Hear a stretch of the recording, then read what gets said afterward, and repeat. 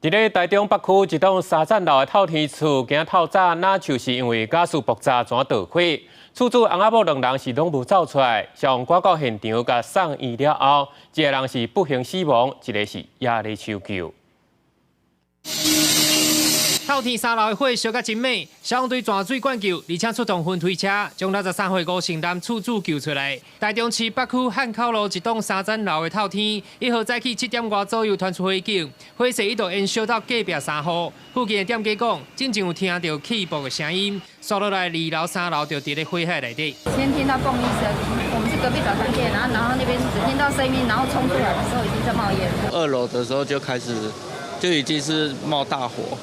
对啊，有看到他们在3楼的时候把人拉出来，那些嘟嘟的老板。透天1楼是厝主自营的面店，消防队表示，火灾发生迄当时厝内有3个人，到现场时1楼的铁门已经变形，2楼持续有浓烟。56岁厝主太太伫咧阳台呼救，先架推将人救落来。伫咧3楼找到厝主已经失去性命迹象，34岁后生是位徛过3楼，被甲隔壁楼板顶逃生。就叫我，然后说拿灭火器这样。对，啊，我们3楼没有灭火器，不然那个老板就叫我可以从他这边下来。 从这边，我就这样走从这边下来。在2楼是一位大约60岁的女性哦，那也有在窗台做一个呼救。那3楼的男性大约63岁，那他的意识状况，我们刚到的时候就稍微比较不好，但还是有稍微挥手的动作。